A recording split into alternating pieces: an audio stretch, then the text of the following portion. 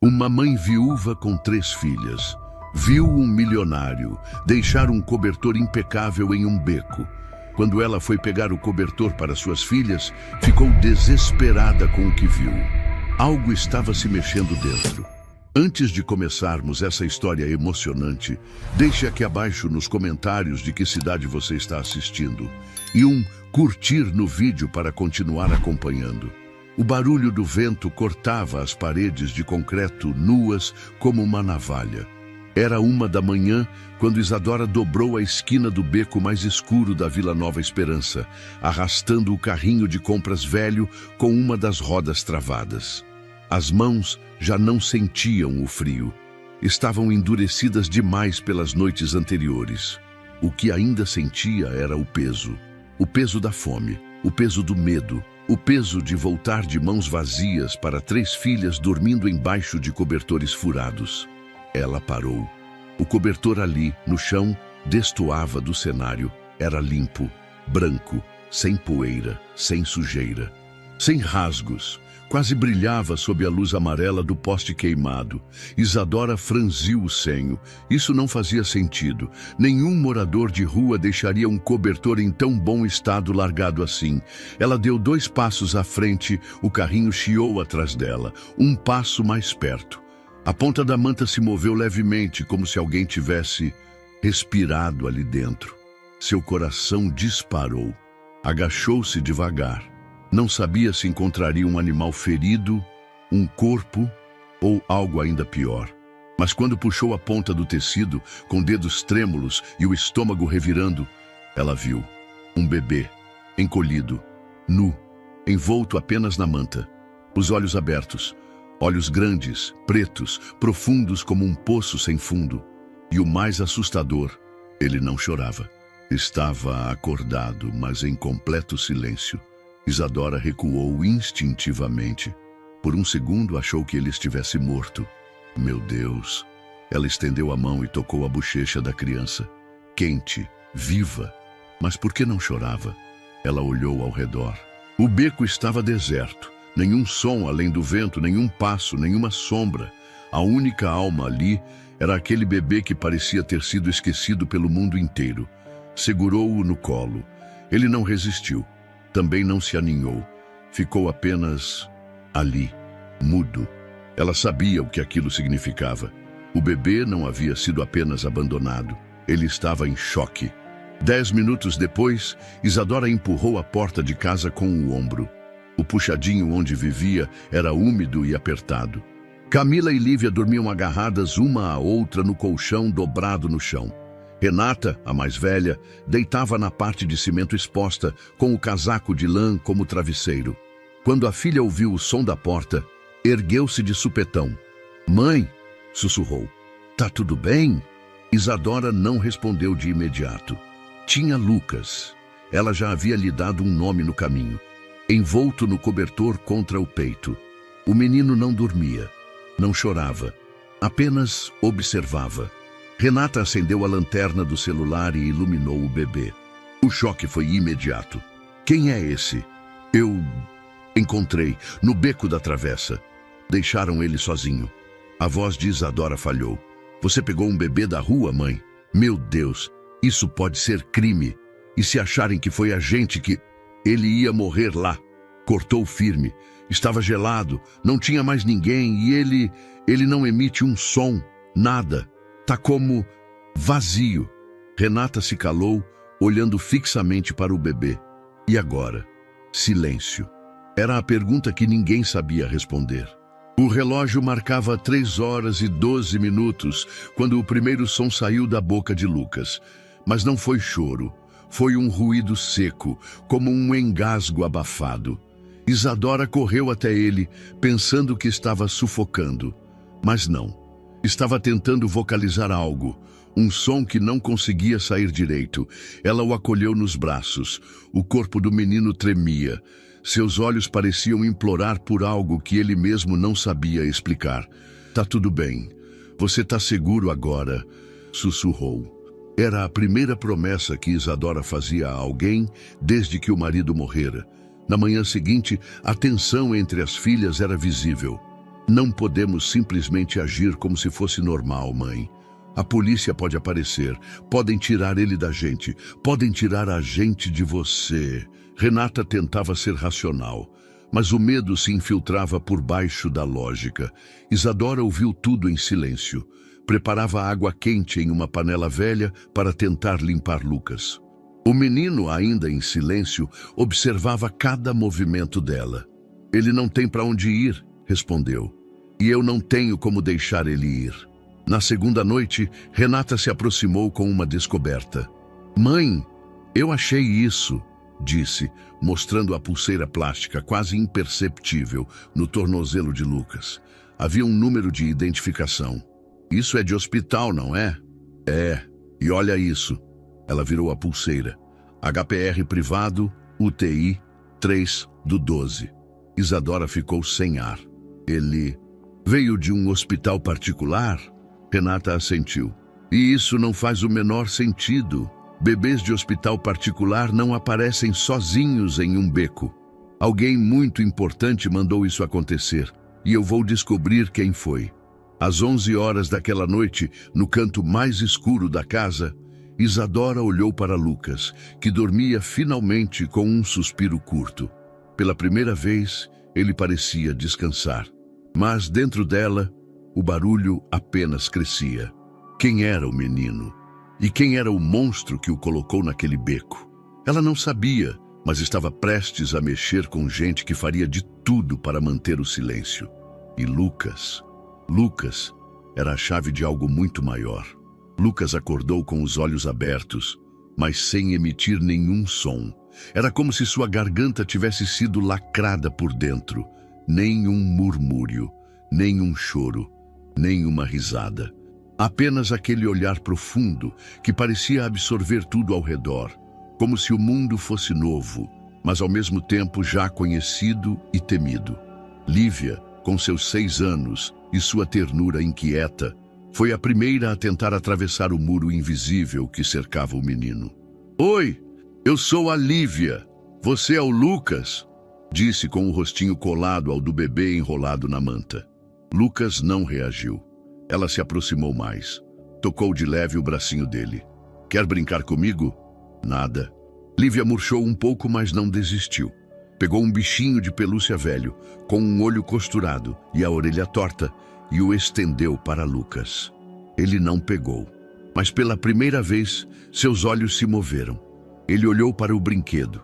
Isadora, de longe, observava. Seu coração apertava com cada tentativa frustrada de conexão. Lucas parecia trancado dentro do próprio corpo. Na manhã seguinte, ela tomou uma decisão. Eu vou levá-lo a um posto de saúde, disse enquanto Renata passava uma blusa puída pela cabeça. Mãe, se você fizer isso, vai chamar atenção. E se perguntarem de onde ele veio? Eu não posso fingir que ele é só mais uma criança. Tem algo errado com ele. Ele não fala, não emite som. Ele precisa de ajuda, Renata. Renata olhou para o bebê. Estava deitado no chão sobre um pedaço de colchonete, olhando fixamente para o teto. E se a ajuda que ele precisa for justamente o que querem evitar que ele tenha? Isadora hesitou. Mas o instinto materno falou mais alto. A gente vai ser discreto. O posto de saúde da comunidade ficava a 20 minutos de caminhada. Era pequeno, abafado, com paredes mofadas e cheiro constante de álcool vencido. Isadora entrou com Lucas nos braços e foi direto ao balcão de triagem. A atendente, uma mulher de expressão cansada, ergueu os olhos da ficha. Nome da criança? Lucas. Mas a data de nascimento? Eu não sei. Ele foi encontrado há 2 dias. A mulher arqueou a sobrancelha. Encontrado? Sim. Ele estava abandonado num beco. A atendente suspirou, claramente entrando em modo automático. Documentos? Não tenho. Nem dele, nem meus. Sou Isadora, mãe de 3 filhas, cuidando dele desde que achei. Ele não emite sons, não chora, não ri, não vocaliza nada. E eu tô preocupada. A mulher se levantou. Espera um minuto. Ela saiu por uma porta lateral. Minutos depois, retornou com uma médica jovem de jaleco limpo demais para aquele ambiente. Pode me acompanhar, senhora Isadora? A sala de consulta era pequena. A médica se apresentava como doutora Carla. Então você encontrou o bebê há 2 dias? Isadora assentiu. Ele não fala, não chora, não emite som algum. Olha, reage, mas é como se a voz dele tivesse sido arrancada. Doutora Carla examinou Lucas com cuidado. Ouviu o coração, olhou seus olhos. Tentou provocar algum choro com toques mais firmes. Nada. O que você está me descrevendo é um caso de mutismo reativo, disse enquanto anotava. Trauma extremo. Situações de abandono podem causar isso em bebês. Ele está em silêncio como uma forma de sobrevivência. Ele vai voltar a falar. Talvez, talvez não. Depende de como ele vai reagir ao ambiente. Estímulo emocional seguro, acolhimento. Isso pode levar semanas, meses, anos. Mas ele precisa ser visto por um neurologista, por um fonoaudiólogo, por um psicólogo. Eu não tenho dinheiro para isso. A médica fechou a ficha devagar. Eu vou te dar um encaminhamento, mas aviso logo, sem documentos, sem CPF, sem certidão, eles não vão atender. E se você insistir, pode acabar atraindo a atenção da assistência social. Isadora engoliu em seco. Entendi. Ao voltar para casa, ela encontrou Renata sentada no chão com um caderno velho no colo. Estava desenhando uma espécie de linha do tempo. Tô tentando entender quem era a mãe do Lucas, ou quem poderia ser, disse a filha, antes que Isadora perguntasse. Alguém o teve, em algum lugar, e alguém o deixou ali, limpo, com cobertor bom, sem sinal de violência. Isso tem dedo de gente rica, mãe. Tem coisa encoberta nisso. Isadora se sentou no colchão. A médica falou que ele está assim por trauma, que parou de vocalizar porque ficou com medo do mundo. É tipo um silêncio de proteção. Renata parou. Então a gente vai precisar fazer barulho por ele. As dificuldades começaram a aparecer já no 3º dia. Lucas não dormia direito à noite. Tinha espasmos de madrugada. Gritava em silêncio. O corpo tremia, a boca abria, mas nenhum som saía. Isadora acordava de hora em hora para acalmá-lo. Camila teve uma crise de ciúmes. Agora só fala com o Lucas. E a gente? Lívia tentou consolar a irmã. Ele é pequeno, precisa mais da mamãe. Eu também sou pequeno. O ambiente começava a ficar tenso. A comida já não dava. O leite estava acabando. As doações da ONG local não incluíam fórmula infantil. Isadora tentou amamentar Lucas por reflexo, mas seu leite havia secado anos antes. Ele rejeitou qualquer tentativa com colher. Parecia só aceitar mamadeiras, como se já estivesse habituado a elas. Renata improvisou uma, usando uma garrafa com tampa furada. Lucas aceitou. Em uma noite particularmente gelada, enquanto as filhas dormiam e Lucas descansava no colo de Isadora, ela se pegou olhando fixamente para ele. "O que fizeram com você, meu filho?" Não esperava resposta. Mas naquele instante, Lucas levantou o olhar, encarou-a e pela primeira vez estendeu a mão. Isadora deixou a lágrima escorrer. Era o primeiro gesto espontâneo que ele fazia desde que fora encontrado. "Tá tudo bem. Você tá aqui agora." Na semana seguinte o tempo fechou, literalmente. Chuva intensa, goteiras no teto, energia cortada. Isadora tentou aquecer água no fogão a lenha improvisado. Renata saiu em busca de ajuda, voltando com uma sacola de alimentos doados por uma mulher da igreja local. Disse que ouviu falar do bebê que não chora. Como? As histórias andam, mãe, sempre andam. Isadora sentiu um arrepio. Se a comunidade já sabia, talvez outras pessoas soubessem também, inclusive quem o abandonou. Certa tarde, Renata chegou da escola com uma expressão preocupada. "Mãe, acho que alguém está perguntando da gente." "Como assim?" Um cara parou na porta da escola. Mostrou uma foto minha pro vigia. Perguntou se eu era sua filha. Ele não quis dizer quem era. Isadora sentiu o estômago despencar. Olhou para Lucas, ainda mudo. mas mais alerta, como se sentisse tudo. Naquela noite, a casa trancou janelas e fechaduras improvisadas. O mundo lá fora começava a se mover. E o silêncio de Lucas, agora, parecia estar gritando por proteção. Renata lavava o rosto no balde de água fria, quando, de repente, algo pulsou em sua memória. A pulseira no tornozelo de Lucas. Tinha visto no primeiro dia, mas na correria, na urgência de salvar e acolher, ignorou o que aquilo poderia significar. Agora, com tudo o que sabiam, com o silêncio do bebê ainda ecoando na casa, aquilo ganhava um novo peso. HPR privado. Ela se sentou no chão, o coração acelerado. O nome do hospital, o número de registro, a data, tudo estava ali o tempo todo. "Mãe, posso usar o computador da escola?" perguntou, entrando rápido na sala. "Acho que preciso tentar uma coisa." "Vai, mas não fale com ninguém", respondeu Isadora com a voz tensa. "Eu sei." Renata chegou à escola no primeiro horário, os olhos vidrados em tudo ao redor. Assim que teve acesso ao laboratório de informática, correu para um computador antigo, ainda funcionando. Digitou no Google: Hospital Particular Neonatal São Paulo. O primeiro resultado era de um hospital de luxo na Zona Sul, referência em nascimentos de alto risco, com uma ala neonatal premiada. No site oficial, procurou por convênios, por áreas para profissionais da saúde. Na aba Consulta Interna de Registros, viu um campo de identificação por número. Digitou a sequência da pulseira. Erro, acesso restrito, frustração. Mas ela não desistiu. Rolou a página e encontrou um link. Notícias e premiações da equipe médica. Entre os destaques, uma matéria sobre uma médica premiada por atendimento a um caso emocionalmente complexo, de um parto em dezembro, com falecimento da mãe. Data da pulseira, 3 de dezembro. Renata prendeu a respiração. Naquela tarde, contou tudo para Isadora. É o mesmo hospital.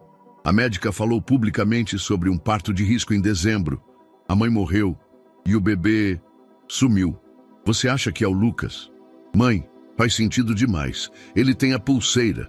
A data bate. O hospital é de luxo. Isso não foi acidente. Isadora ficou em silêncio. O rosto duro, mas o olhar era medo. Se isso for verdade, estamos lidando com gente poderosa. Sim. E se esconderam o nascimento, talvez tenham motivos maiores. Naquela noite, enquanto Lucas dormia encolhido no colchonete, Isadora se aproximou. Passou os dedos no cabelo fino dele. Um bebê tão pequeno e tão silencioso. Quem faria isso com você, meu anjo? Lucas se mexeu, mas continuou dormindo. 2 dias depois, Renata voltou ao computador. Dessa vez, com uma abordagem diferente. Buscou por registros de óbitos em dezembro. Vasculhou redes sociais, postagens de luto, blogs pequenos e então encontrou um post simples com poucos comentários. Hoje me despeço da minha prima Clara, jovem demais, morreu dando à luz. Disseram que o bebê não resistiu, que Deus a acolha. O coração de Renata disparou. A foto mostrava uma jovem de cerca de 20 e poucos anos, morena, sorridente, parecia alguém comum. Nos comentários, um chamou a atenção. Isso foi um erro. Ela não merecia morrer daquele jeito. Nem o que fizeram com o bebê. Renata clicou no perfil. Rafaela dos Santos Moura. Perfil fechado. Mas na bio, técnica de enfermagem. Google, pesquisa rápida. Ex-funcionária de hospital particular de luxo. Renata levou a descoberta para casa. Essa Rafaela pode saber tudo. E se ela for cúmplice? Ou testemunha? Isadora segurava Lucas no colo. Ele brincava com os dedos dela, ainda sem emitir som algum. Mas seus olhos pareciam entender. Manda uma mensagem, disse a mãe. Mas com cuidado. Renata criou uma conta anônima. Enviou. Oi, desculpa a invasão. Preciso falar com você sobre o bebê da Clara. A resposta veio horas depois. Quem é você? Como sabe disso? Ele está vivo. Eu estou com ele, mas precisamos conversar, por favor. Demorou. Me encontra amanhã. Só você. E não conte a ninguém. Na manhã seguinte, a praça marcada estava quase vazia. Renata chegou antes da hora. Usava capuz e manteve a cabeça baixa. Rafaela era mais velha do que imaginava. Cabelos presos, moletom surrado, olhos fundos. É verdade? Ele está vivo? Renata assentiu, mostrou uma foto de Lucas no celular. Não fala, não chora, mas está bem, acolhido. Rafaela engoliu em seco. Eu tentei impedir, mas o pai dele é poderoso. Não quis assumir. Disse que a imagem dele não podia ser manchada. A Clara morreu no parto. Ele apareceu, mandou resolver, sumir com o bebê. Eu saí do hospital semanas depois. Quem é ele? Arthur Soares. O mesmo que aparece em todas as capas de revista de negócios. Dono de tudo. Renata sentiu um frio na espinha. Ele mandou abandonar o próprio filho? Sim, como se fosse lixo, mas com discrição. Ele não queria risco. Um carro deixou o bebê. Escolheram um lugar que parecia abandono natural. Renata ficou em silêncio. Por que está me contando isso agora? Porque eu não consegui viver em paz desde então. Em casa, Isadora ouviu tudo, imóvel. Um homem rico mandou sumir com o próprio filho? Renata confirmou. E agora, ele pode descobrir que o Lucas está vivo. Isadora apertou o menino no peito. Ele a encarava, como sempre. Mas pela primeira vez, ela teve a sensação de que ele entendia. Como se, em silêncio, dissesse: eu sei. O mundo lá fora era hostil. Mas ali, naquele pequeno lar improvisado, a verdade começava a romper o silêncio. A televisão antiga da vizinha do lado esquerdo era quase um alarme comunitário. Bastava alguém aumentar o volume para que todos nas casas ao redor soubessem que havia notícia quente. Naquela manhã de sábado, o som da vinheta de um telejornal local ecoou pelas paredes de alvenaria crua e Isadora, exausta da madrugada difícil com Lucas, mal prestou atenção. Até que ouviu o nome. Arthur Soares, empresário do setor imobiliário, será homenageado hoje em um evento beneficente. Ela travou. O nome soou como um eco desconfortável. Levantou-se devagar, com Lucas no colo, e espiou pela janela. A TV da vizinha estava virada para fora, como sempre. Na tela, um homem de meia idade, terno escuro impecável, cabelo cuidadosamente penteado, distribuía sorrisos enquanto descia de um carro de luxo. O rosto era forte, a expressão controlada, olhos frios, falsamente gentis. Uma narração acompanhava. Arthur é um dos nomes mais influentes do mercado imobiliário da capital. Além de comandar um império empresarial, o empresário é conhecido por suas ações sociais e filantrópicas. Isadora sentiu o estômago revirar. A mão apertou instintivamente o corpo de Lucas contra o peito. O bebê abriu os olhos, encarando a tela com atenção estranha. Não era possível que ele reconhecesse, mas havia algo na tensão do pequeno corpo que a fez estremecer. Era ele, tinha certeza. O homem que Rafaela mencionou. O pai biológico de Lucas, aquele que ordenou que o bebê fosse sumido do mundo. É esse! Isadora quase gritou, entrando em casa com passos rápidos. É esse o homem! Renata largou o que fazia. Quem? O da TV. Arthur, o tal empresário. Ele é o pai do Lucas. Tem certeza? Absoluta. Renata pegou o celular. Pesquisou rápido. Arthur Soares, empresário. Uma enxurrada de resultados, matérias, eventos, participações em fóruns de negócios, palestras, prêmios. Fotos em família, mas sempre com sócios, jamais com esposa ou filhos. Ele está em todo lugar. Olha isso. Renata girava a tela. Tem um perfil de imagem perfeita. Homem de família, mas discreto. Tem alguma coisa errada aí. Nos dias seguintes, Renata se aprofundou. Virou detetive informal. Buscou por postagens antigas, nomes relacionados a Arthur. Vasculhou perfis de jovens que poderiam ter sido funcionárias, modelos de eventos, estudantes de publicidade, qualquer pista de uma relação não oficial. Foi assim que chegou a Clara. O nome surgiu em uma postagem de 2 anos atrás, feita por uma colega de curso técnico de Clara. Lembra quando ela disse que estava ficando com um homem importante? E deu no que deu. Renata clicou no perfil. A foto era da mesma moça do obituário, Clara. Explorando mais fundo, encontrou uma postagem antiga de pouco antes da morte.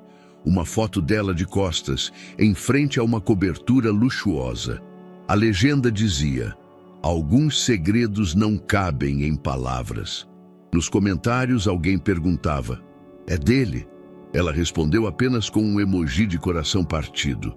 Renata capturou tudo, voltou à pesquisa, digitou no Google: Clara, estudante publicidade, Arthur, empresário. Achou um post de fórum antigo, datado de 1 ano e meio antes, em que uma usuária anônima dizia: "O empresário da Zona Sul tem fama de se envolver com estagiárias novas. Uma, inclusive, ficou grávida e sumiu. Ninguém sabe se o bebê nasceu ou não." Renata respirava cada vez mais rápido. Clara, Lucas, Arthur. As peças estavam quase todas ali. Mãe, é ela. É a Clara, a mãe do Lucas. Ela conheceu o Arthur quando era estagiária numa agência que prestava serviço para ele. Ficaram juntos em segredo. Ela engravidou, ele escondeu. E quando ela morreu, ele fez tudo desaparecer. Isadora se sentou no chão. Estava sem palavras, as mãos no rosto, os olhos marejados. Lucas estava deitado no colchão ao lado, brincando com os dedos dos pés. Parecia cada vez mais presente, mais desperto, mesmo em silêncio.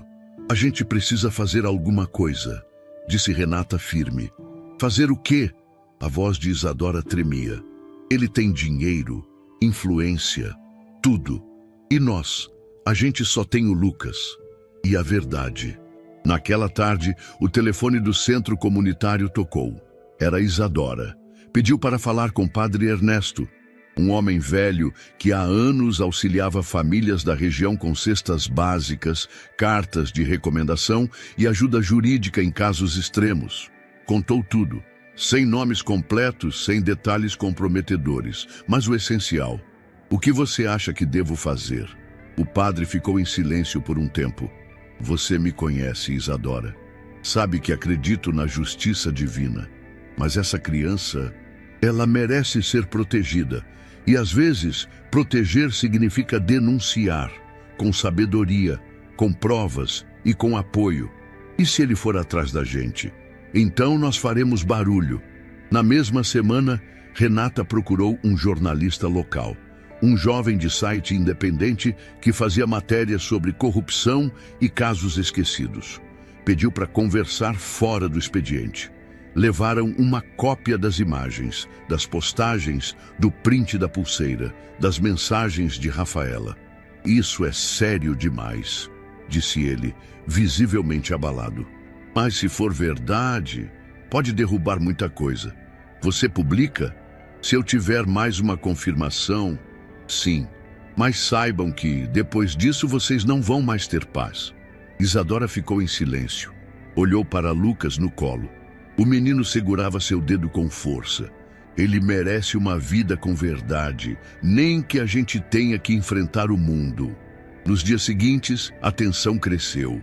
Um carro preto passou 2 vezes na rua. A diretora da escola perguntou por que Renata estava tão nervosa. O leite de Lucas acabou. E a ONG que doava alimentos disse que não poderia mais ajudar naquele mês. Tudo parecia se fechando, mas Renata mantinha os olhos no horizonte. Sabia que, em breve, o mundo inteiro veria o rosto de Arthur e o que se escondia por trás daquele sorriso de fachada.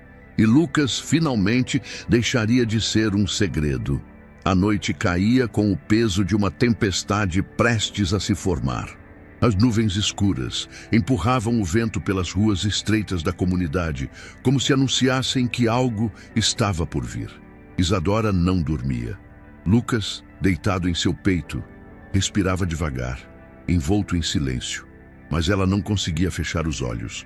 As imagens daquele rosto na TV, o homem de terno, os sorrisos falsos, os aplausos, a perseguiam.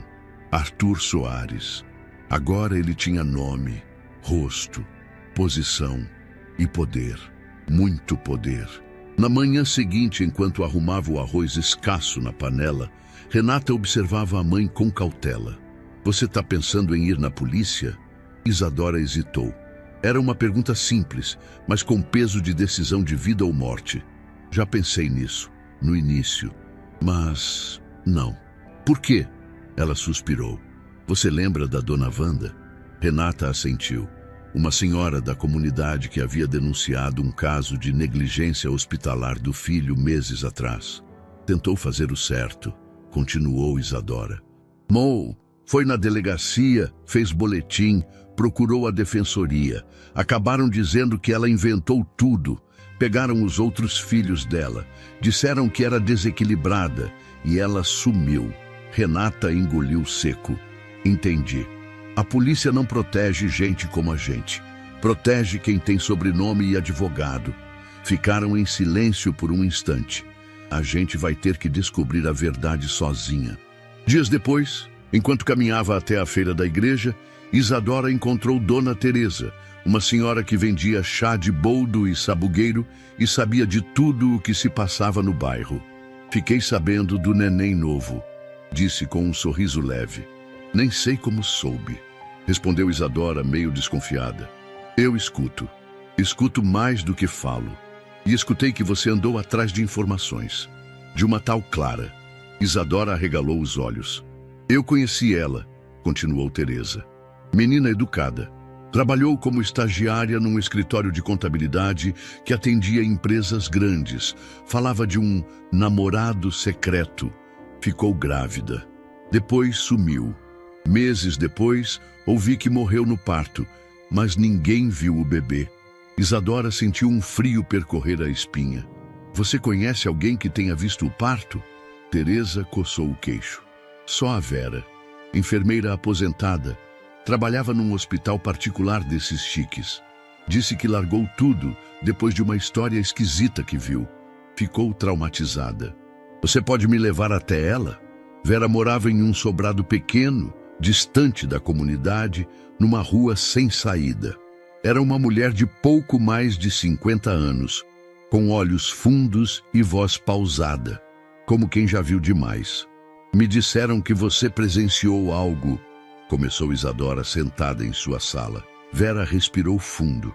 Eu trabalhava na ala neonatal de um hospital de luxo. A gente recebia partos de risco, mães com dinheiro e segredos. Vi muita coisa, mas teve um dia, um caso, que me fez largar tudo. Isadora esperou. Era uma moça jovem, Clara. Chegou desacompanhada. Estava em trabalho de parto prematuro. Disseram que o pai da criança chegaria, mas nunca chegou. Ela teve complicações, hemorragia. Fizemos tudo o que podíamos, mas ela não resistiu. Isadora segurou as lágrimas. E o bebê? Nasceu com vida. Chorei quando ouvi o primeiro choro, mas foi breve. Logo levaram ele embora. Um homem chegou, poderoso, carro blindado, gravata fina. Tinha segurança. Conversou com a direção. Depois disso, nada mais foi dito. Como assim? Sumiram com a ficha. O bebê não teve registro. Foi como se não tivesse existido. Eu perguntei. Insisti, mas mandaram eu calar a boca. Disseram que ele seria entregue para adoção, em sigilo. Nunca vi mais nada. Pedi demissão. Isadora agora chorava. Eu encontrei esse bebê, no beco, sozinho, silencioso. Vera abaixou o olhar. Então, ele sobreviveu. Sim, e agora está comigo. Vera olhou fundo nos olhos de Isadora. Proteja ele, porque quem foi capaz de fazer aquilo é capaz de muito mais. No caminho de volta, Isadora caminhava com passos lentos, o coração apertado. Era tudo verdade, Clara. A gravidez, a morte, o sumiço do bebê. E agora ele estava em seus braços. Lucas. Enquanto isso, Renata continuava a investigação. Conectava perfis antigos de redes sociais, encontrava comentários apagados, prints escondidos. Descobriu que Clara chegou a postar mensagens cifradas em fóruns anônimos, falando de medo, de pressão para abortar, de promessas não cumpridas. Ele disse que cuidaria de nós. Agora nem atende. Se algo acontecer comigo, saibam que foi ele. Ninguém ligou os pontos na época, mas agora tudo fazia sentido. Naquela noite, Isadora segurava Lucas enquanto ele dormia em seu colo. O pequeno braço envolvia o pescoço dela com suavidade, como se ele finalmente confiasse. Ela sentia o peso do mundo nas costas, mas o calor de um amor que se formava com mais força a cada dia.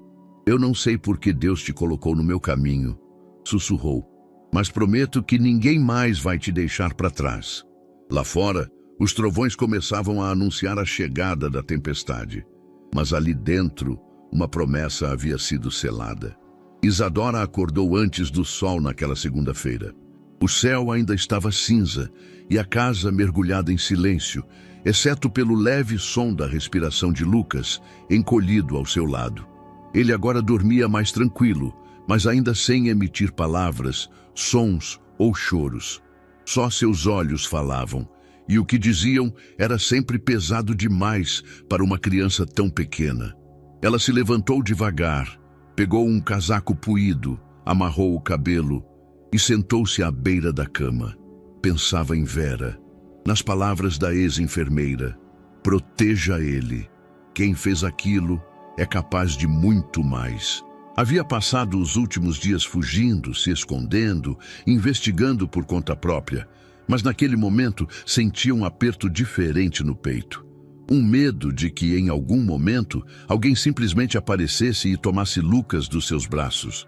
E ela não teria nada, nenhum documento, nenhum direito legal, nada que provasse que ele era parte da vida dela agora. Isadora sabia que poderia ser ignorada, humilhada, até ameaçada. Mas não podia mais fingir que a polícia não existia. Mesmo que fosse apenas para registrar que aquele bebê existia, que tinha sido abandonado, que ela tentou protegê-lo, que fez a sua parte. Naquela manhã, decidiu ir à delegacia. Mãe, tem certeza? Perguntou Renata, ao ver a bolsa pronta na porta. Eu não tô indo por justiça, filha. Eu tô indo para deixar um rastro. Se um dia alguém vier tirar ele de mim, eu quero que fique registrado que ele existiu. Que alguém o encontrou, que alguém o amou. Renata não gostava da ideia, mas entendeu. A delegacia da Zona Sul era um prédio de cimento com cheiro de mofo e fichas envelhecidas. Isadora chegou com Lucas enrolado no cobertor azul, o mesmo que o envolvia na noite em que o encontrou. Na fila, olhares desconfiados. Uma mulher negra, sozinha, com um bebê nos braços. Quando foi chamada ao balcão, um atendente com ar entediado a encarou por cima dos óculos. Nome? Isadora Mendes da Silva. Documento? Ela mostrou a identidade. O homem digitou devagar. Motivo da ocorrência? Eu encontrei um bebê há 2 semanas, abandonado em um beco. Ele não chora, não fala e... Encontrou? Quando? No dia 28. Tem algum registro? Foto? Testemunha? Eu só tenho ele e essa pulseira. Isadora tirou a pulseira do bolso enrolada em papel. O atendente pegou, olhou por alguns segundos. Isso é hospital particular. A senhora já levou ele para lá? Não me atenderam. Disseram que ele não tem registro nem documentos. E eu também não tenho. Só estou cuidando dele. Então, a senhora não tem parentesco com a criança? Não, mas ele estava abandonado. Eu não ia deixar ele morrer. O homem franziu a testa. Digitou mais algumas coisas. Depois se levantou e foi até uma sala nos fundos. 10 minutos se passaram. Quando voltou, trouxe outra mulher junto, de terno escuro, cabelos bem presos, olhar firme. Sou da assistência jurídica da delegacia, disse ela, direta. A senhora está registrando abandono de incapaz? Sim. Eu acho. Eu só quero que ele tenha algum registro, que alguém saiba que ele existe. A senhora tem certeza de que encontrou ele na rua? Isadora arregalou os olhos. O quê? Há casos em que pessoas tentam registrar como abandono situações que, na verdade, são adoções ilegais, roubos. Isadora sentiu o chão sumir sob os pés. Eu salvei ele. Ele estava sozinho, com frio. Não tinha ninguém. Calma, disse a mulher, agora mais suave. Só estamos tentando entender. O nome da criança? Lucas. E de sobrenome? Não tem. Registro? Nenhum. A mulher anotou algo. Vamos encaminhar para verificação. Mas se a senhora continuar com ele sem autorização, pode ser considerada guardiã ilegal. Entende isso? Isadora apenas assentiu, trêmula. Eu quero fazer o certo. Eu entendo, mas fazer o certo às vezes exige documentos. E o que temos aqui é uma criança sem identidade. Ele não existe no sistema. Na saída, Isadora tremia. As pernas mal sustentavam o corpo. Renata a esperava no portão. E aí? Eles disseram que se eu continuar com ele, posso ser acusada de manter um menor ilegalmente. Como assim? Você salvou ele? Eles não se importam com isso. Querem papéis, certidões, e se alguém aparecer com um documento dizendo que é pai, eles podem entregar. Mesmo se for o homem que mandou abandonar ele? Sim. Naquela noite a tensão era sufocante. Lucas dormia, mas Isadora e Renata não conseguiam descansar. Então a gente não pode mais se esconder, disse Renata, firme. A gente tem que expor ele, o Arthur. E como? Renata olhou o celular. A imprensa, um jornalista, uma história real com fotos, documentos, provas. Se o mundo souber quem ele é, ele não vai conseguir esconder mais. Isadora hesitou. Você confia? Mais do que na polícia. Renata pegou tudo. As imagens da pulseira, as mensagens de Rafaela, os prints das postagens antigas de Clara. Montou um pequeno dossiê improvisado em PDF. Mandou para 2 portais de jornalismo independente. E esperou. No dia seguinte, um deles respondeu: podemos conversar? Isso parece sério e perigoso. Na manhã seguinte, enquanto o bairro ainda despertava, Renata encontrou-se com o repórter em uma padaria. Um homem jovem, de mochila nas costas e olhar atento. Ela contou tudo. Ele gravou em áudio, fez perguntas específicas. Você tem certeza de tudo isso? Tenho. Minha mãe encontrou o bebê. Ele estava sozinho. E esse homem, o pai, mandou sumirem com ele. Isso não é teoria, é fato. E isso pode virar um escândalo, mas vai ter repercussão. Eu sei. E represália. A gente não tem mais medo. Naquela tarde, Isadora preparava uma sopa rala quando Renata chegou e disse: vai sair, a matéria, em 2 dias. Isadora se virou, lenta. O que você escreveu? A verdade, sem exagero, sem nome completo do Lucas, só o necessário, mas com tudo o que temos. E se ele vier atrás da gente? A gente já vive se escondendo. Pelo menos agora vai ter gente do nosso lado. Naquela noite, Lucas deu um passo diferente. Enquanto brincava com um pedaço de pano no chão, largou o objeto e engatinhou em direção a Renata. Tocou sua mão e sorriu. Foi o primeiro sorriso desde que chegou.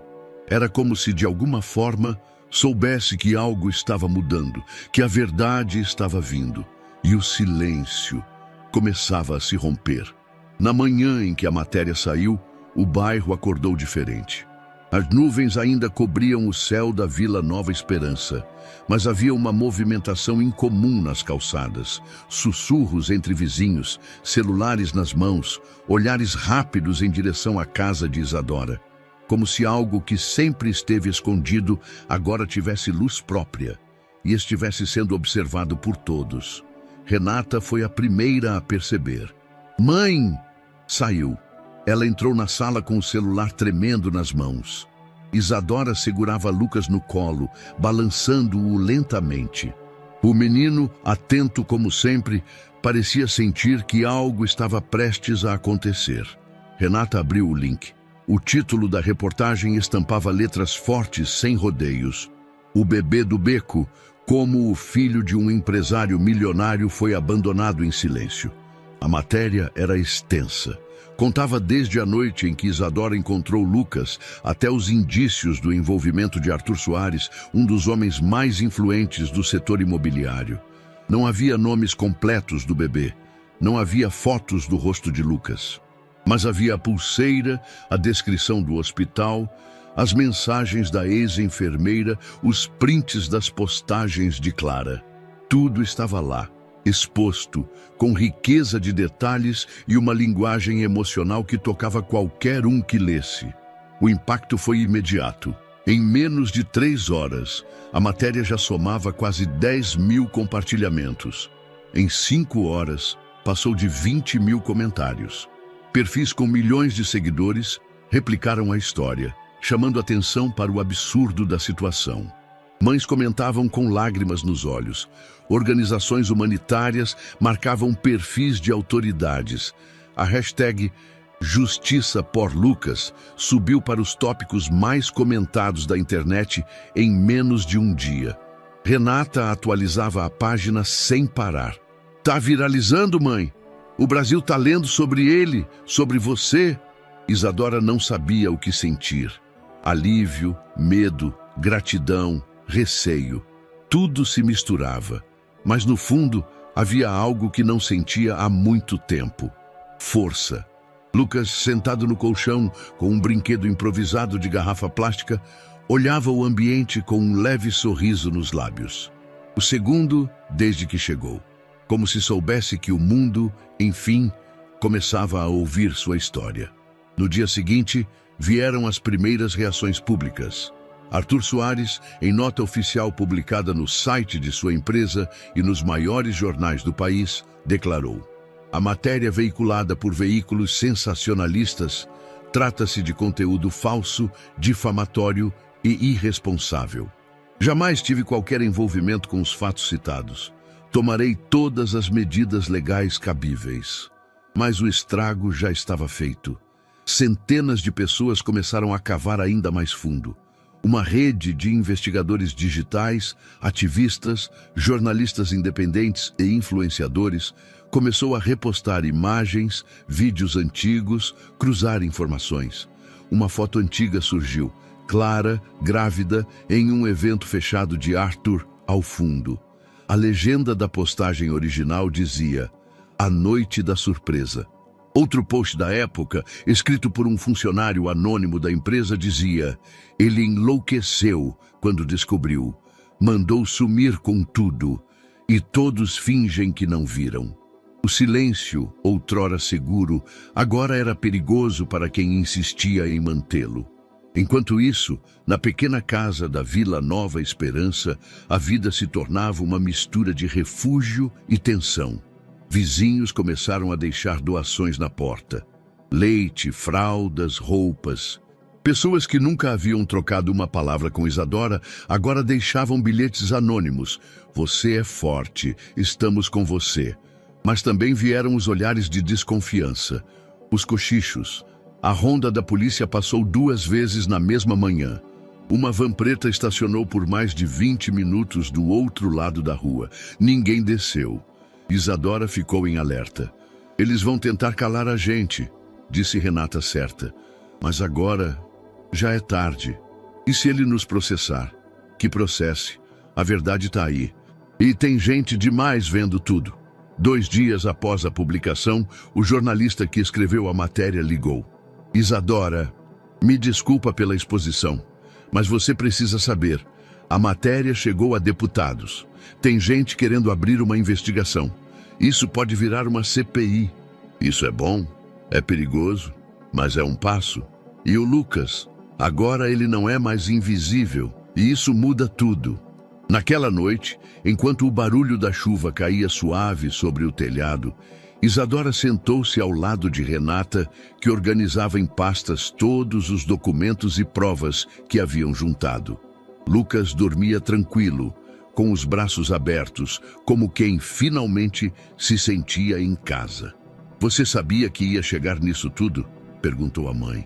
Não, mas eu sabia que a gente não podia mais se calar. Isadora assentiu. A verdade é uma luz, né? Renata sorriu. E agora ela tá no beco certo. O sol ainda nem havia rompido o horizonte quando bateram na porta. Não era uma batida comum. Era firme, precisa, fria. Isadora sentiu o corpo gelar. Não precisava ver quem era. Sentia nos ossos que o momento havia chegado. Renata, de camisola, se levantou num salto. Mãe, fica com o Lucas. Não abre a boca. Isadora caminhou até a porta, respiração presa, mãos suando. Espiou pela fresta da janela. Um carro de luxo, preto, com vidros escurecidos. 2 homens de terno. E entre eles, ele. Arthur Soares, ali, em carne, osso e arrogância. Ela abriu a porta devagar, o coração batendo no peito como se fosse explodir. Dona Isadora, bom dia, disse um dos homens de terno, abrindo um sorriso plastificado. Somos representantes legais do senhor Arthur Soares. Viemos resolver uma pendência. Arthur deu um passo à frente. Vim buscar meu filho. A frase caiu como um trovão. Isadora segurou a maçaneta com força. Seu filho? Agora? Ele é meu. Biologicamente, legalmente. Está sob custódia irregular, disse ele como se recitasse uma cláusula de contrato. Você não tem direitos sobre ele. Ele foi abandonado, retrucou ela firme. Eu salvei a vida dele. Você sequestrou um bebê, rebateu o advogado. E está promovendo difamação pública contra um cidadão respeitado. A internet não é tribunal, senhora. Isadora sentiu o estômago virar. Eu o encontrei em um beco, enrolado num cobertor, sozinho, gelado, mudo. Nenhuma criança se deixa assim por engano. Arthur não respondeu, apenas olhou para ela com desdém. Devolva a criança, disse seco. Não. Então vamos fazer do jeito difícil. O advogado tirou um envelope do bolso. Está sendo notificada. A partir de agora, qualquer resistência será tratada como obstrução. E você poderá responder criminalmente. Façam o que quiserem, disse Isadora, com os olhos cheios de raiva. Mas ele não sai daqui com vocês. Arthur encarou-a por um instante. Depois virou-se. Vocês têm até amanhã. Assim que eles foram embora, Isadora trancou a porta com todas as trancas improvisadas. Lucas começou a chorar, ou pelo menos tentou. Um som fraco, sufocado, saiu de sua garganta. Renata correu até ele. Ele sentiu. Ele sempre sente, disse Isadora. O que vamos fazer? A gente vai fugir. Isadora pegou o pouco dinheiro que tinha escondido numa lata de arroz. Separou roupas, documentos, mamadeiras.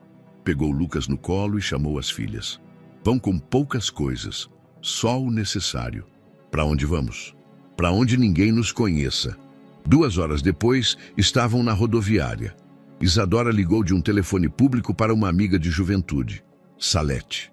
As duas não se falavam há anos, mas ela era a única em quem podia pensar naquele momento. Salete, é a Isa, me ajuda, por favor. Eu tô com minhas filhas e um bebê e tô sendo ameaçada.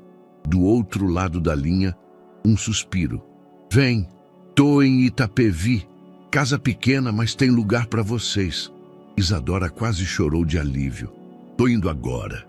A viagem foi silenciosa. As meninas dormiram com a cabeça nos ombros da mãe. Lucas permanecia quieto, atento a tudo. Em sua expressão não havia medo, mas algo ainda mais profundo. Vigilância. Eles chegaram à casa de Salete no fim da noite. Era um sobrado simples, com jardim pequeno e cheiro de café. Salete os recebeu com olhos marejados. Meu Deus, Isa, olha você. E esse bebê, longa história. Tem cama, tem comida, tem teto. O resto a gente dá um jeito. Nos dias seguintes, Isadora permaneceu escondida. Não saía nem para comprar pão. Salete trazia tudo o que podiam precisar. O celular de Renata ficou desligado. Mas o país inteiro continuava falando sobre Lucas e sobre Arthur. Reportagens, vídeos, denúncias. Surgiam cada vez mais pessoas que trabalhavam com ele, dizendo ter presenciado episódios estranhos, jovens que desapareciam, contratos abafados. A imagem perfeita começava a ruir.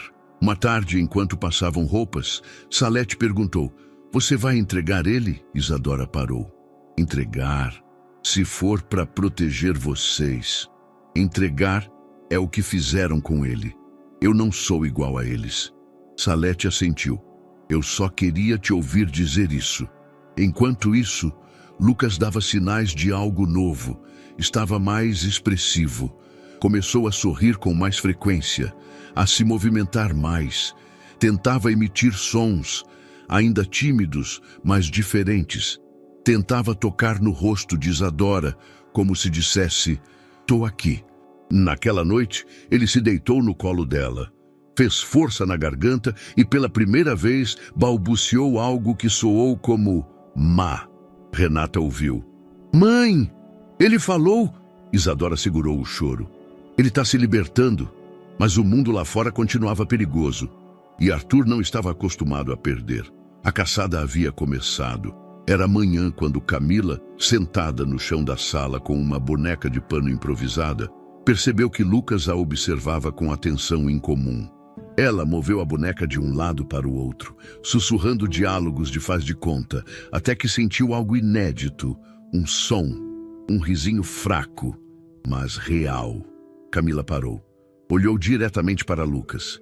Ele sorriu, pequeno, torto, tímido, mas genuíno.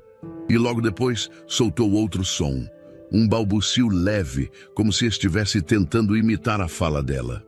"Mãe!" gritou Camila, assustada e eufórica. "Ele riu! O Lucas riu pra mim!" Isadora correu até a sala, Lívia atrás. Lucas, agora animado, batia com as mãos no chão, os olhos fixos na irmã. Emitia sons curtos, vibrantes, ainda confusos, mas era a primeira vez que expressava algo além do silêncio. Isadora se ajoelhou, pegou o bebê no colo e o abraçou com força. Ele retribuiu, encostando a cabeça em seu ombro. "Meu Deus!" sussurrou ela. "Ele está voltando." Renata assistia tudo da porta, os olhos marejados. Aquela pequena explosão de alegria, em meio a tanta tensão, foi como uma fagulha de luz no breu. Lucas estava finalmente respondendo ao afeto. Estava dizendo, com o corpo e com os sons, que se sentia seguro, que estava, enfim, em casa. Nos dias seguintes, a casa de Salete tornou-se um casulo. Isadora limpava cada canto como se quisesse tirar o peso da fuga das paredes. Cozinhava, contava histórias para as meninas, dormia pouco, mas com menos medo. Os olhos carregavam cansaço, sim, mas também decisão. Ela já não era a mesma mulher do beco. Era mãe de novo, por escolha, por coragem, por luta, e estava pronta para não correr mais. Certa tarde, Isadora chamou Renata para conversar no quintal. "Eu vou voltar." "O quê?" "A gente vai voltar para casa. Eu não vou mais viver escondida como se tivesse feito algo errado." Renata ficou em silêncio. "E se ele vier de novo?" "Então que venha. Mas agora ele vai me encontrar de pé." "Mãe, isso é perigoso. O mundo já viu quem ele é. Agora é ele quem está sendo observado. Não somos nós que temos que nos envergonhar." Renata respirou fundo e assentiu. "Tá bom. Mas se vamos voltar, vamos fazer isso do nosso jeito. Vamos nos preparar."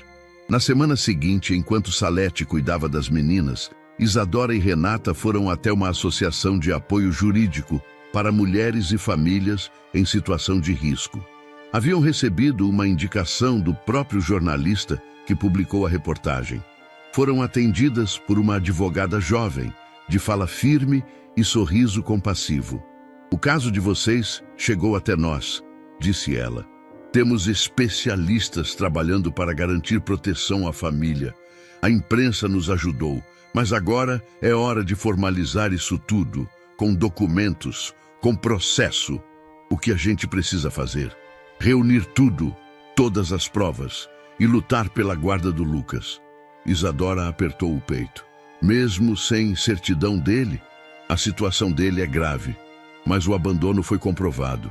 E o fato de vocês terem cuidado dele até agora pesa muito. Se não for na justiça comum, vamos para a vara da infância." Ele precisa ser reconhecido como uma vida que vale, e você como a mulher que o salvou. Na volta, Isadora caminhava com passos mais firmes.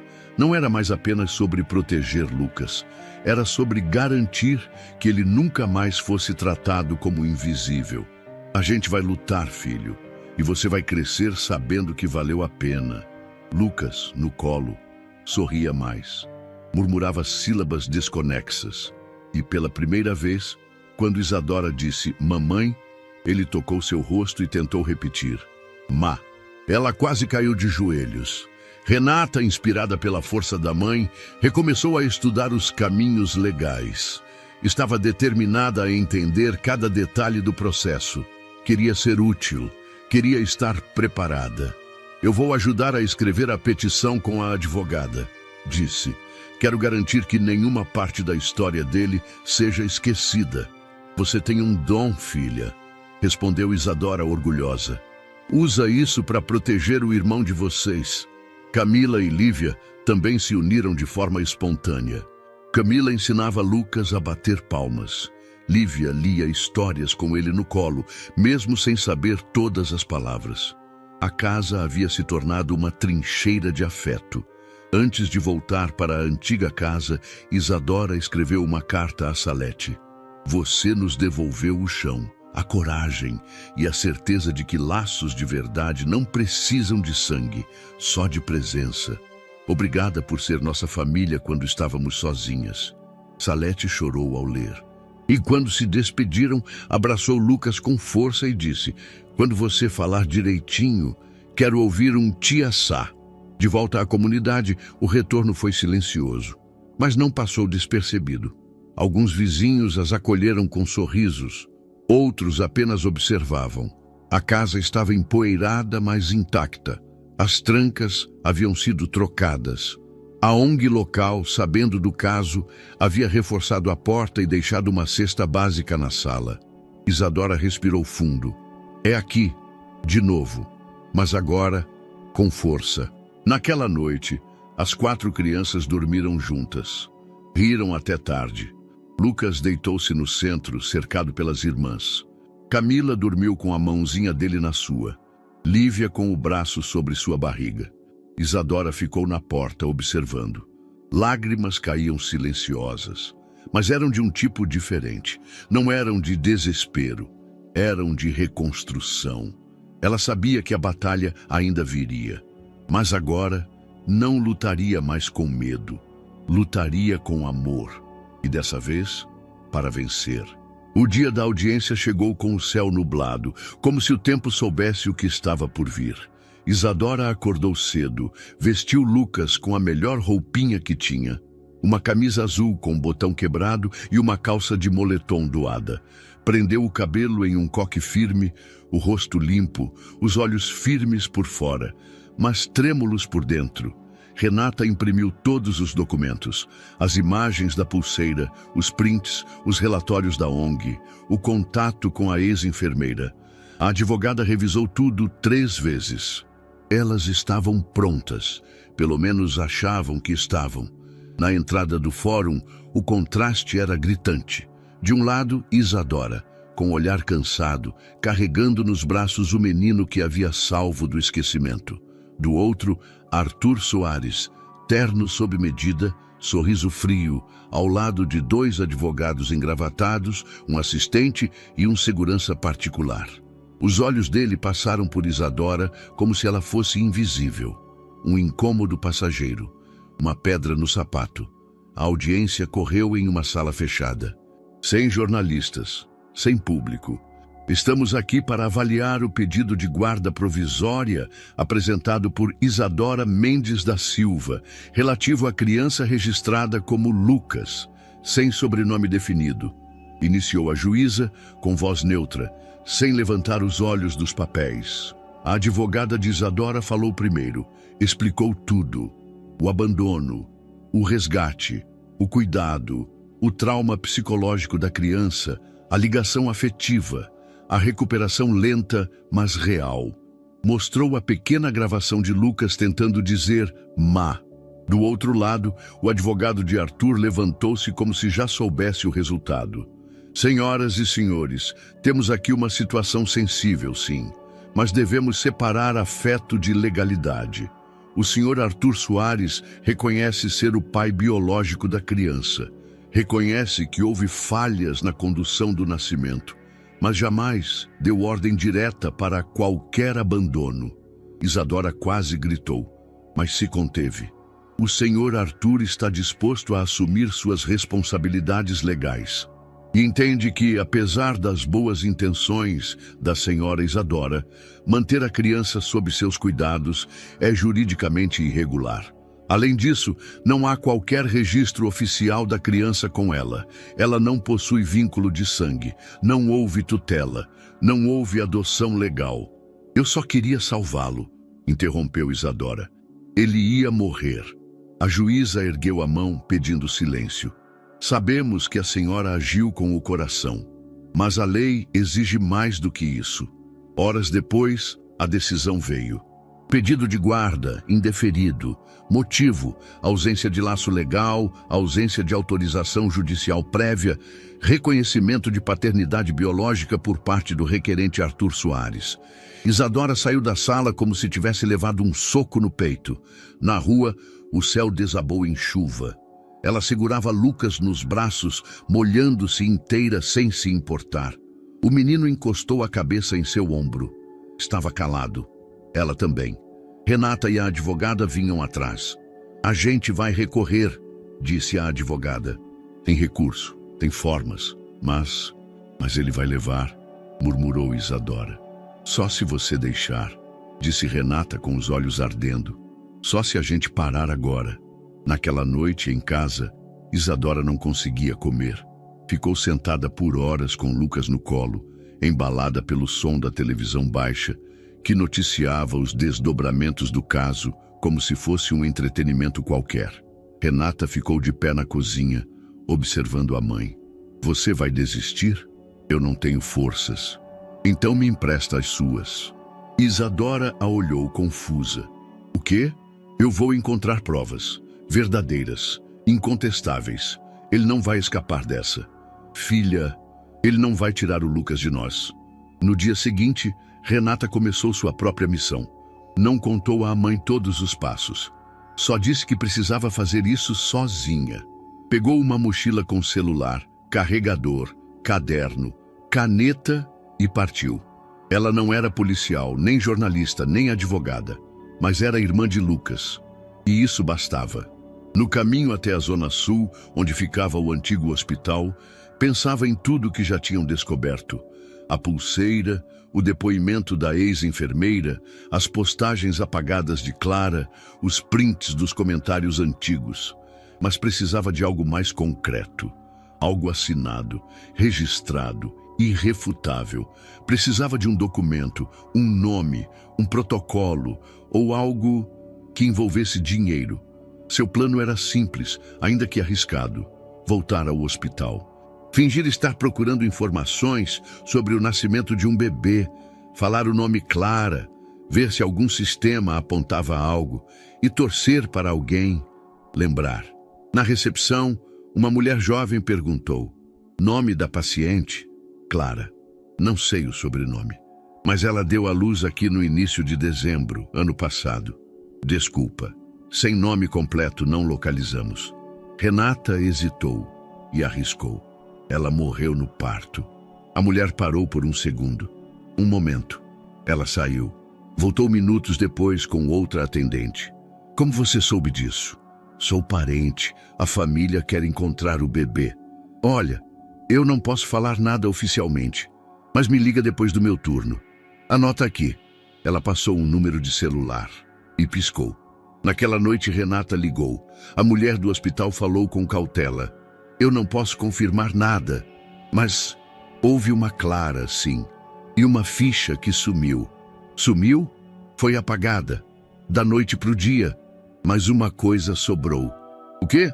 O recibo de um pagamento, alto, em dinheiro, assinado com o nome de um funcionário, um dos que cuidava dos ajustes da casa, um tal de Rogério. Você tem isso? Tenho. Escaneei tudo antes de sair. Fiquei com medo. Pode me mandar? Te mando. Mas cuidado. Se esse nome cair errado, você pode se meter em problema sério. Eu só quero proteger meu irmão. O arquivo chegou por e-mail meia hora depois. Lá estava o nome de Clara, a data, 3 de dezembro, a menção ao parto e um pagamento feito diretamente à administração com pedido de exclusão de dados, por motivos de sigilo familiar. Assinado Rogério Vasconcelos, com carimbo oficial do hospital. Renata tremeu. Era isso, o nome que poderia mudar tudo.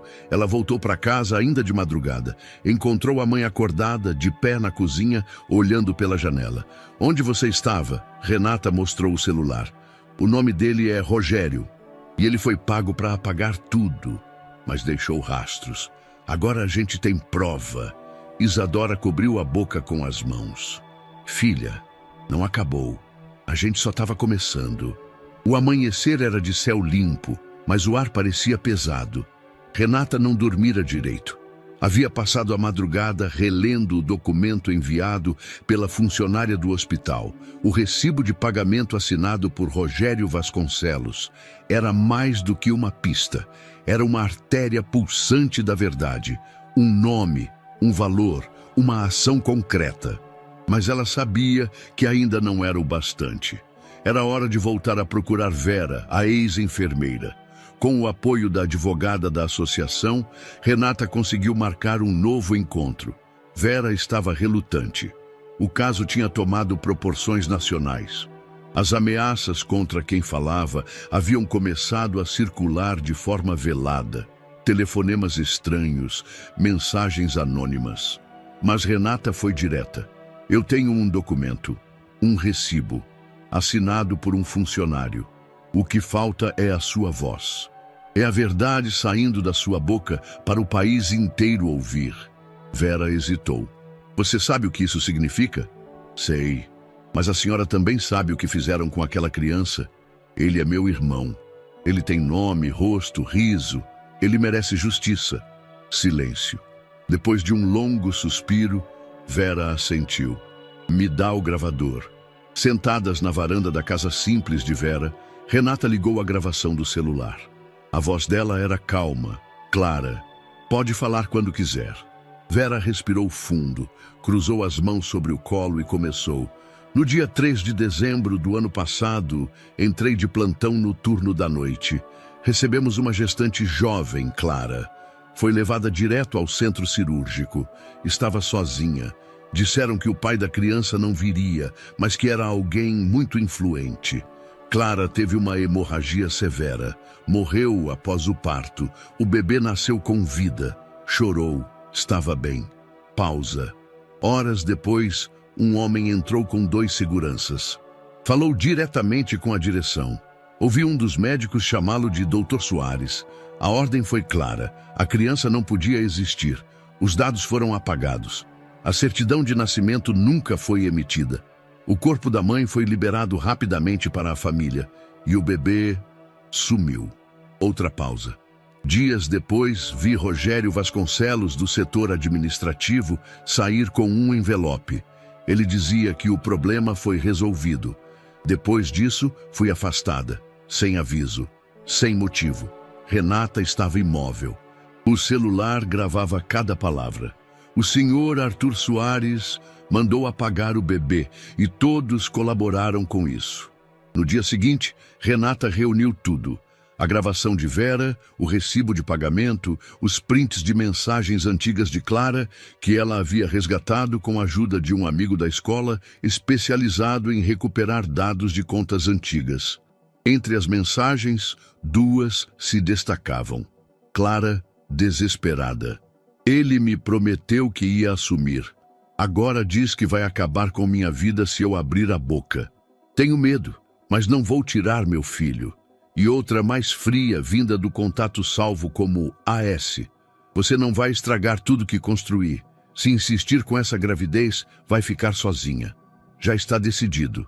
Renata organizou tudo em um pendrive, junto com uma carta escrita à mão. Se não fizerem algo agora, esse país vai continuar sendo um lugar onde os poderosos apagam vidas. Mas se fizerem, vão mostrar que ainda há esperança. Ela foi até a promotoria, acompanhada da advogada. O promotor leu o material em silêncio, de olhos apertados. Quando terminou, tirou os óculos e encarou Renata. Você tem ideia do que isso significa? Tenho, por isso trouxe. Há provas aqui de obstrução judicial, ocultação de nascimento, suborno, falsidade ideológica e talvez homicídio culposo. Então, o que estão esperando? A advogada também entregou uma cópia ao jornalista que publicara a primeira reportagem. Ele olhou cada arquivo como se estivesse diante de uma peça rara. Isso vai explodir, mas precisam se preparar. Ele vai contra-atacar e vai com força. Que venha, disse Renata. A gente não foge mais. No mesmo dia, o jornalista publicou uma nova matéria. O título foi direto. A prova que faltava. Enfermeira revela esquema de ocultação de recém-nascido comandado por Arthur Soares. A gravação de Vera foi publicada com autorização. O recibo, as mensagens, a cronologia dos fatos, tudo costurado em um texto emocional, técnico e indignado. Dessa vez, não havia como negar. O país parou. Telejornais dedicaram horas à cobertura. Senadores exigiram investigação. Movimentos sociais convocaram protestos. Arthur Soares tentou responder por meio de uma nota. Jamais tive envolvimento com qualquer ato ilegal. As acusações são infundadas e fruto de perseguição ideológica. Mas o público não acreditava mais. Em casa, Isadora segurava Lucas nos braços enquanto assistia à reportagem. Lágrimas escorriam. Foi você quem trouxe ele de volta, Renata. A filha apenas segurou sua mão. Horas depois, a polícia bateu na porta. Mas dessa vez não era para ameaçar. Era para notificar oficialmente que o caso havia sido aberto formalmente pelo Ministério Público e que Isadora, agora, seria tratada como parte essencial da acusação. A senhora é testemunha e possível guardiã definitiva da criança. Isadora não entendeu de imediato. Isso significa que o jogo virou. Lucas, em seu colo, pronunciou um som diferente. Mã, e sorriu. Em menos de 48 horas após a divulgação da gravação de Vera e das provas entregues por Renata à promotoria, o país mergulhou em um frenesi midiático sem precedentes. Todos os principais telejornais abriram os noticiários com a mesma imagem. A voz da ex-enfermeira descrevendo como um bebê foi apagado dos registros oficiais por ordem de alguém influente. E agora, esse alguém tinha nome e rosto. Arthur Soares. Empresário, nome conhecido no setor imobiliário, até então visto como um modelo de sucesso e filantropia. Agora, questionado por todo o país. A expressão justiça por Lucas espalhou-se como pólvora pelas redes sociais. Logo vieram outras variações escritas em letras maiúsculas. Lucas não é descartável. Chega de silêncio. A verdade precisa vencer. Centenas de perfis começaram a relatar histórias parecidas. Jovens mães abandonadas, bebês sumidos, ordens veladas, negligência social. O público passou a ver em Lucas não só um bebê salvo, mas um símbolo do que muitos já haviam sofrido em silêncio. Isadora assistia à comoção com Lucas no colo. Pela primeira vez, não era ela quem tinha que se explicar. Agora o outro lado precisava se justificar. Protestos começaram a surgir. Na frente da sede da empresa de Arthur, manifestantes exibiam faixas com frases como "Nenhuma criança é erro", "Mães não esquecem" e "Não ao apagamento da vida". Um grupo de mulheres colocou um berço vazio diante da entrada principal. Este berço é pelo Lucas, mas também pelas crianças invisíveis deste país, disse uma senhora emocionada à reportagem ao vivo. A movimentação nas redes alcançou autoridades públicas e representantes sociais. Juristas, comentaristas e figuras públicas passaram a pedir publicamente que as denúncias fossem apuradas com seriedade. O caso, que havia sido tratado inicialmente como um embate familiar, agora ganhava contornos sociais mais profundos: abandono, desigualdade e o uso do poder para apagar existências. Fontes próximas a órgãos responsáveis confirmaram que uma nova investigação estava em andamento e que haveria uma reavaliação da conduta processual nas primeiras etapas do caso. Arthur, acuado pela repercussão, desapareceu dos holofotes por dias. Mas a pressão era insustentável e então reapareceu. A coletiva foi organizada às pressas, num hotel de luxo, com controle rigoroso de entrada. Diante de um púlpito cercado de microfones, ele apareceu com os ombros caídos, mas com a voz ainda firme. Jamais tive intenção de prejudicar uma criança. As informações divulgadas carecem de verdade. Trata-se de uma campanha difamatória, com motivações que serão apuradas. As perguntas vieram como uma tempestade. E os áudios da ex-enfermeira? E o recibo do pagamento? Por que o bebê não foi registrado? Por que nunca assumiu o filho? Arthur não respondeu a nenhuma diretamente.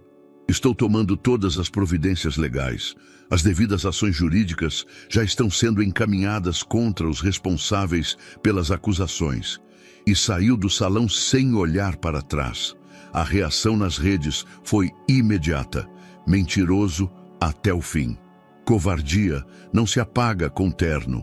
Ele ainda acha que manda em tudo. Essa mãe mudou o jogo.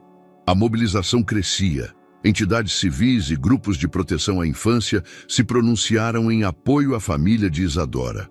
Um grupo de advogados se ofereceu publicamente para auxiliar o processo de guarda e garantir proteção à mãe e às filhas. Na sala da pequena casa, Isadora assistia à entrevista com o controle remoto apertado na mão. Lucas brincava ao lado, falando suas primeiras sílabas sem parar. Lívia e Camila estavam sentadas no chão, fazendo desenhos com lápis de cera. Renata entrou apressada, celular em mãos. Mãe, você não vai acreditar. O quê? A decisão da guarda vai ser reavaliada. Aquele pedido anterior foi anulado. Alegaram que houve conflito de interesses de quem decidiu. Agora vai ter nova audiência, nova juíza e vão ouvir a gente de verdade. Isadora levou a mão à boca. Os olhos encheram-se de lágrimas. Então ainda há chance? Mais do que isso. Agora tem gente olhando, gente importante, e ninguém mais pode fingir que ele não existe. No mesmo dia, uma repórter de TV ligou pedindo para entrevistar Isadora. Queria ouvir dela como foi tudo, desde a noite do beco até os primeiros sorrisos de Lucas. Isadora hesitou, mas aceitou. Já me viram como suspeita, já me chamaram de louca. Agora vão me ver como eu sou, uma mãe. A matéria foi exibida no telejornal da noite. Isadora, sentada no sofá com Lucas no colo, contou como o encontrou, como o salvou, como o amou. Eu não achei um bebê, achei uma vida escondida, um silêncio que ninguém queria ouvir. E ele falou comigo mesmo sem dizer nada. A frase viralizou. Uma jornalista a repetiu em rede nacional. Silêncio que ninguém quis ouvir. Essa é a história do Brasil muitas vezes. Mas essa mãe ouviu. Do lado de fora, a vida parecia continuar. Mas por dentro, dentro da casa, dentro do país, algo tinha mudado. Arthur já não era visto como intocável. E Lucas já não era um segredo. Era uma história viva. Uma história que ninguém mais conseguiria apagar. A tarde estava silenciosa quando o telefone da advogada tocou. Isadora estava varrendo a sala. Lucas brincava com um carrinho de madeira doado por uma vizinha. O aparelho tocou 1, 2 vezes até que Renata atendeu. Quando ouviu o nome do interlocutor, seu corpo congelou. É ele! Isadora parou. Ele quem? Arthur. Quer falar com você. Mas, através do advogado dele. O encontro foi marcado para o dia seguinte, em um local neutro. O escritório da defensora pública que acompanhava o caso. Isadora vestiu a mesma blusa que usara na primeira audiência. Estava limpa, remendada, mas firme. Levou Lucas no colo. Ele já não era o mesmo bebê mudo do beco. Agora emitia sons, apontava, chamava pelas irmãs. No escritório, Arthur já os esperava. Sozinho desta vez. Sem terno, sem seguranças. Apenas com o rosto cansado e uma pasta preta sobre a mesa. Isadora entrou com a cabeça erguida. O que quer? Ele olhou para Lucas por alguns segundos. Havia algo estranho no olhar. Não era remorso, era desgaste.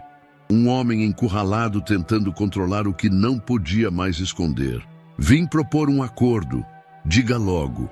Cortou Isadora sem paciência. Ele abriu a pasta. Estou disposto a transferir um valor significativo para você e sua família. A quantia é suficiente para viverem confortavelmente por muitos anos. Sem problemas, sem mídia, sem escândalo. Tudo será feito com sigilo. Isadora não respondeu. Em troca, o processo para a guarda é encerrado. E o menino volta comigo. Silêncio absoluto. Lucas, no colo de Isadora, apenas olhava. Seus olhos negros pareciam mais antigos que o tempo. Isadora segurou a mãozinha dele com força. Dinheiro não me compra, disse ela com a voz serena. Eu não te devo nada, mas você deve muito ao seu próprio filho. Eu posso garantir o futuro dele. O que você quer garantir é o seu nome. Arthur suspirou, pela primeira vez parecendo vulnerável. Ele é meu filho. Não, ele é filho de quem não fugiu, de quem ficou, de quem ouviu o silêncio dele dia após dia e não desistiu. Arthur tentou interromper. Não! Ela ergueu a voz. Eu aceito conversar, mas só se for com a justiça envolvida, com a lei olhando, com testemunhas e com Lucas protegido, não comprado. A advogada que assistia à cena em silêncio interveio. Se há um interesse legítimo do Sr. Arthur em buscar acordo legal, ele pode ser proposto na audiência de reavaliação de guarda, mas sem imposições, sem segredo e com base na verdade, não em cifras. Arthur permaneceu em silêncio. Depois recolheu a pasta, sem responder. Saiu da sala sem olhar para trás. No caminho de volta para casa, Isadora chorou baixinho no ônibus, com Lucas no colo. Não era tristeza. Era a libertação de anos de silêncio engolido. Você vai ter o que merece, meu filho, sussurrou. Lucas, calmo, encostou a cabeça no ombro dela. E de repente, falou. Mamãe. Isadora parou de respirar por um segundo. Olhou para ele. Os olhos do bebê brilhavam. Mamãe, repetiu. As lágrimas vieram sem controle. Renata, que estava ao lado, sorriu com força. Ele disse, mãe, ele te chamou. Isadora apenas o abraçou, forte, apertado, como se pudesse protegê-lo do mundo inteiro, para sempre. Em casa, Lívia e Camila foram correndo contar à vizinhança. Era como se Lucas tivesse gritado para o mundo. Eu tenho mãe. O que antes era luta, agora era certeza. A certeza de que Lucas não era mais um bebê abandonado. Era um filho amado. Um filho que sabia exatamente quem era sua mãe. A audiência estava marcada para as 9 da manhã. Mas Isadora chegou com quase 1 hora de antecedência. Vestia uma roupa simples, mas com firmeza no olhar. Lucas, agora mais ativo, andava agarrado à barra de sua saia. Renata, Camila e Lívia vinham logo atrás, alinhadas, orgulhosas. A pequena família parecia maior naquele dia.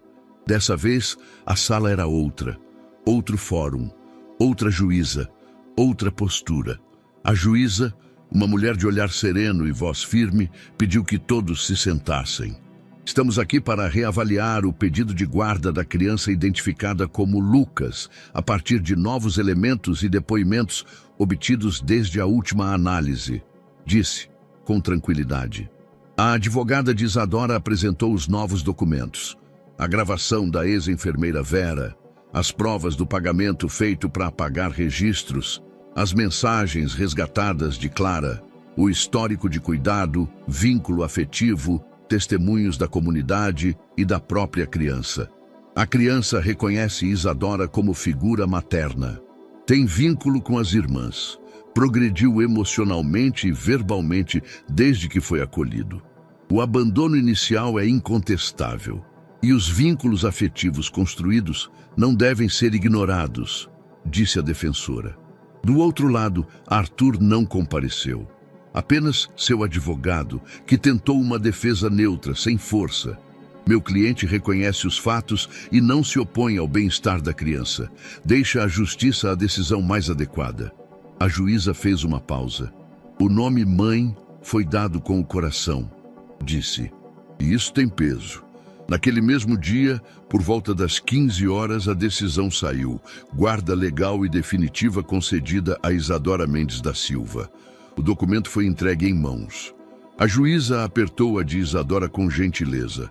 O Estado falhou com você, senhora Isadora, mas hoje ele tenta corrigir parte disso. Isadora não conseguiu conter o choro. Renata abraçou a mãe. Camila pulava no corredor. Lívia dava voltas com Lucas no colo, como se ele tivesse acabado de nascer, de novo. Com o novo status legal, outras portas começaram a se abrir. A ONG, que acompanhava o caso, intermediou um processo de indenização extrajudicial. Arthur, pressionado pela opinião pública e pelo temor de mais exposição, concordou com o pagamento. Não era apenas sobre dinheiro. Era sobre reconhecer que uma mulher pobre, sem diploma, sem sobrenome, tinha vencido, com verdade, com afeto e com coragem. A quantia foi usada com sabedoria. Meses depois, a mudança aconteceu. A nova casa não era luxuosa, mas era limpa, segura, espaçosa. Tinha janelas grandes, um pequeno quintal e quartos separados para as crianças. Pela primeira vez, cada filha tinha um espaço só seu. E Lucas, um berço ao lado da cama da mãe, com móveis montados por amigos da ONG. Renata ganhou uma bolsa para continuar os estudos. Camila voltou a frequentar o reforço escolar. Lívia se inscreveu em uma escolinha de música comunitária. Isadora conseguiu um emprego em uma cooperativa de produção de marmitas caseiras, salário digno, carga horária justa, ambiente respeitoso. A vida não ficou fácil, mas ficou possível.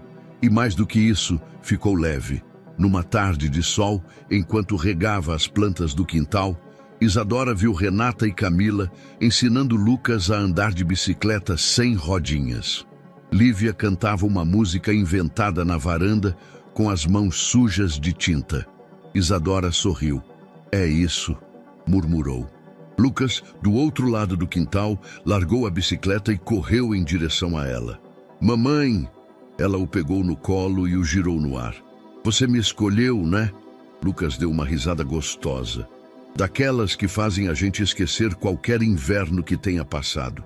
Mais tarde, à mesa do jantar, com pratos simples e risadas fartas, Isadora levantou o copo com suco de laranja e disse: A nossa família, que não foi feita de sangue, mas de verdade.